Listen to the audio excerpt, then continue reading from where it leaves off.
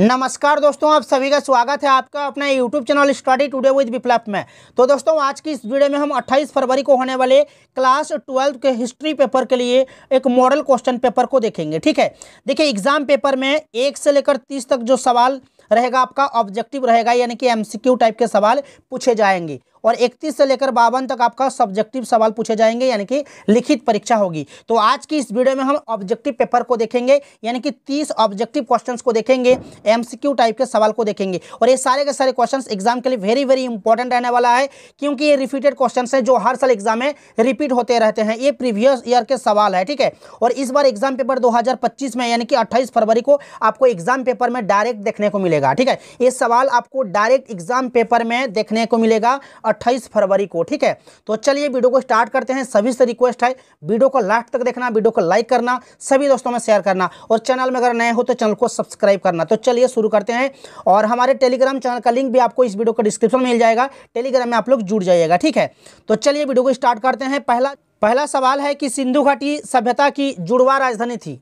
देखिए, सिंधु घाटी सभ्यता की जुड़वा राजधानी हड़प्पा मोहनजोदड़ो थी। ठीक है, हड़प्पा मोहनजोदड़ो आपका सही उत्तर हो जाएगा। ये भी एग्जाम में पूछा जाता है कि हड़प्पा की खोज किसने की थी। याद रखना, दयाराम साहनी ने हड़प्पा की खोज की थी 1921 ईस्वी में। ठीक है, 1921 ईस्वी में हड़प्पा की खोज की गई थी, और मोहनजोदड़ो की खोज की गई थी 1922 ईस्वी में। ठीक है, 1922 ईस्वी में राखालदास बनर्जी ने की थी। किसने की थी? राखालदास बनर्जी ने। याद रखना, एग्जाम के लिए मोस्ट इंपॉर्टेंट है। ठीक है, नेक्स्ट हमारा सवाल कि दूसरा सवाल है हमारा कि महाभारत में कितने प्रकार के विवाहों का उल्लेख किया गया है। महाभारत में कितने प्रकार के विवाहों का उल्लेख किया गया है? तो 8 प्रकार के। याद रखना, ऑप्शन सी सही होगा, 8। ब्रह्म, दैव, आर्य, प्रजापत्य, असुर, गंधर्व्य, राक्षस और पिशाच, ये 8 प्रकार के विवाहों का उल्लेख किया गया था। ठीक है, तो ऑप्शन नंबर सी हमारा सही उत्तर हो जाएगा। नेक्स्ट सवाल कि जैन धर्म के प्रथम तीर्थकर थे। तो जैन धर्म के प्रथम तीर्थकर कौन थे? ऋषभदेव। ठीक है, ऋषभदेव आपका सही उत्तर हो जाएगा, जैन धर्म के प्रथम तीर्थकर। और याद रखना, जैन धर्म के अंतिम तीर्थकर यानी कि 24वें तीर्थकर कौन थे? महावीर। ठीक है, महावीर, याद रखना, महावीर स्वामी। ठीक है, ये भी एग्जाम में पूछा जाता है। नेक्स्ट हमारा सवाल कि निम्नलिखित में से किसने सबसे पहले भारत में स्वर्ण सिक्के जारी किए? मौर्यों ने, हिंदू यूनानियों ने, कुषाणों ने, गुप्तों ने। तो सही उत्तर कौन सा हो जाएगा? कुषाणों ने हो जाएगा, कुषाणों। ठीक है, कुषाणों ने। ऑप्शन नंबर सी सही होगा। नेक्स्ट सवाल, ब्रिटिश ईस्ट इंडिया कंपनी की स्थापना कब हुई थी? याद रखना, ब्रिटिश ईस्ट इंडिया कंपनी की स्थापना जो है 1600 ईस्वी में की गई थी। ठीक है, ऑप्शन नंबर ए हमारा सही उत्तर हो जाएगा। नेक्स्ट हमारा सवाल कि भारतीय राष्ट्रीय कांग्रेस के संस्थापक कौन थे? याद रखना, भारतीय राष्ट्रीय कांग्रेस के संस्थापक ए.ओ. ह्यूम थे। कौन थे? A O. Hume. Option number C हमारा सही हो जाएगा। और राष्ट्रीय कांग्रेस की स्थापना जो है 1885 में की गई थी। ठीक है, ये भी आपको याद रखना है, एग्जाम में पूछा जा सकता है, 1885। ठीक है, ए.ओ. ह्यूम ने जो है राष्ट्रीय कांग्रेस के संस्थापक थे।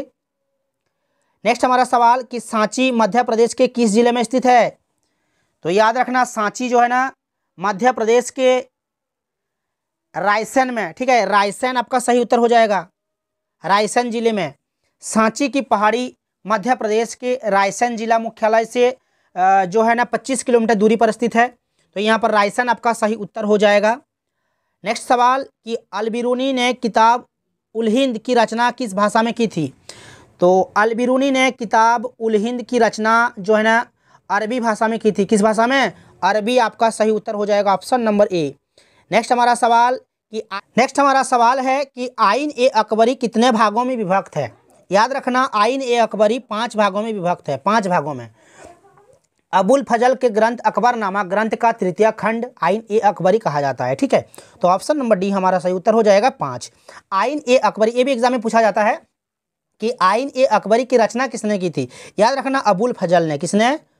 अबुल फजल ने। ठीक है, ये भी आपको याद रखना है। सभी से रिक्वेस्ट है वीडियो को लास्ट तक देखना, वीडियो को लाइक करना, सभी दोस्तों में शेयर करना, क्योंकि सारे के सारे क्वेश्चंस एग्जाम के लिए वेरी वेरी इंपॉर्टेंट रहने वाला है। एक सवाल आपको डायरेक्ट एग्जाम पेपर में देखने को मिलेगा, ठीक है। और हमारे टेलीग्राम में जुड़ जाना, टेलीग्राम चैनल का लिंक आपको इस वीडियो को डिस्क्रिप्शन में मिल जाएगा। और ऑफिशियल मॉडल पेपर को भी देख लेना, ऑफिशियल मॉडल पेपर का लिंक आपको इस वीडियो को डिस्क्रिप्शन में मिल जाएगा, या फिर आप लोग जो है प्लेलिस्ट में भी चेक कर सकते हैं, ठीक है। प्लेलिस्ट में जाइए, बहुत सारा वीडियो पड़ा हुआ है, आप लोग देख लीजिएगा, ठीक है। जिसका जो पेपर है आप लोग देख लीजिएगा। नेक्स्ट हमारा सवाल है कि संविधान सभा के अध्यक्ष कौन है? संविधान सभा के अध्यक्ष कौन है? याद रखना, संविधान सभा के अध्यक्ष डॉक्टर राजेंद्र प्रसाद थे। कौन थे? डॉक्टर राजेंद्र प्रसाद। संविधान सभा में कुल कितने सदस्य थे? ये भी एग्जाम में पूछा जाता है, याद रखना 210 सदस्य, ठीक है। इस वीडियो से आप लोगों को जो है एक्स्ट्रा भी कुछ क्वेश्चन मिल जाएगा, एक्स्ट्रा जो पॉइंट आप लोगों को बताया जा रहा है ये भी आप लोगों को याद रखना है। ये भी एग्जाम के लिए वेरी वेरी इंपॉर्टेंट रहने वाला है, ठीक है। एग्जाम में ये भी पूछा जाता है कि संविधान सभा के कुल सदस्य कितने थे? 210, ठीक है। ये भी आपको याद रखना है, ठीक है। नेक्स्ट सवाल कि शेख मोइनुद्दीन चिश्ती का दरगाह कहाँ स्थित है? शेख मोइनुद्दीन चिश्ती का दरगाह कहाँ स्थित है? तो ये अजमेर में, ठीक है, अजमेर। ऑप्शन सी सही होगा, अजमेर। नेक्स्ट सवाल कि विजयनगर साम्राज्य द्वारा असैनिक और सैनिक सेवा के लिए दिए जाने वाले भूमि दान कहलाता था। विजयनगर साम्राज्य द्वारा असैनिक और सैनिक सेवा के लिए दिए जाने वाला जो भूमि दान था उससे कहा जाता था अमरम, ठीक है, अमरम। ऑप्शन नंबर डी हमारा सही उत्तर हो जाएगा, अमरम। विजयनगर साम्राज्य का अगर बात करें तो 1336 ईस्वी में हरिहर और बुक्का ने, ठीक है, हरिहर एवं बुक्का ने विजयनगर साम्राज्य की स्थापना की थी। किसने की थी? विजयनगर साम्राज्य की स्थापना हरिहर एवं बुक्का ने, ठीक है। ये भी एग्जाम में पूछा जा सकता है। किस मुगल सम्राट ने तंबाकू पर प्रतिबंध लगाया था? तो जहांगीर ने। किसने लगाया था प्रतिबंध? तंबाकू पर जहांगीर ने लगाया था, याद रखना, ठीक है। नेक्स्ट सवाल कि 1857 के विद्रोह के समय भारत का गवर्नर जनरल कौन था? 1857 के विद्रोह के समय भारत का गवर्नर जनरल कौन था? तो लॉर्ड कैनिंग ने, ठीक है, लॉर्ड कैनिंग आपका सही उत्तर हो जाएगा। ब्रिटिश प्रधानमंत्री एटली ने भारत को सत्ता सौंपने की घोषणा कब की थी? ब्रिटिश प्रधानमंत्री एटली ने भारत को सत्ता सौंपने की घोषणा कब की थी? तो याद रखना 22 फरवरी 1947 को, ठीक है, 20 फरवरी 1947 को, ठीक है। नेक्स्ट हमारा सवाल कि सिंधु घाटी सभ्यता का कौन सा स्थल मृतकों का टीला के रूप में विख्यात है? मृतकों का टीला, याद रखना मोहनजोदड़ो, ठीक है, मोहनजोदड़ो आपका सही उत्तर हो जाएगा। मोहनजोदड़ो सिंधु नदी के किनारे स्थित है। ये भी एग्जाम में पूछा जा सकता है कि मोहनजोदड़ो किस नदी के किनारे स्थित था? तो याद रखना सिंधु, ठीक है, सिंधु नदी के किनारे स्थित है। महाभारत का युद्ध कितने दिनों तक चला था? महाभारत का युद्ध कितने दिनों तक चला था? तो 18 दिनों तक, ठीक है, 18 दिन आपका सही उत्तर हो जाएगा। ये भी एग्जाम में पूछा जा सकता है कि महाभारत की रचना किसने की थी? तो याद रखना वेद व्यास जी ने, ठीक है, वेद व्यास, ठीक है। नेक्स्ट सवाल है कि महात्मा बुद्ध का जन्म कब हुआ था? तो देखिए 563 ईस्वी पूर्व में, ठीक है, 563 ईस्वी पूर्व में पूर्वोत्तर बिहार में कपिल वस्तु के निकट नेपाल की तराई में लुम्बिनी नामक गांव में जो है उनका जन्म हुआ था, ठीक है। तो बचपन का नाम ये एग्जाम में पूछा जाता है कि बचपन का नाम क्या था? तो याद रखना सिद्धार्थ, ठीक है। और 563 ईस्वी पूर्व जो है उनका जन्म हुआ था, और कहाँ हुआ था? तो लुम्बिनी गांव में हुआ था। लुम्बिनी, ऑप्शन में कपिल वस्तु भी रह सकता है।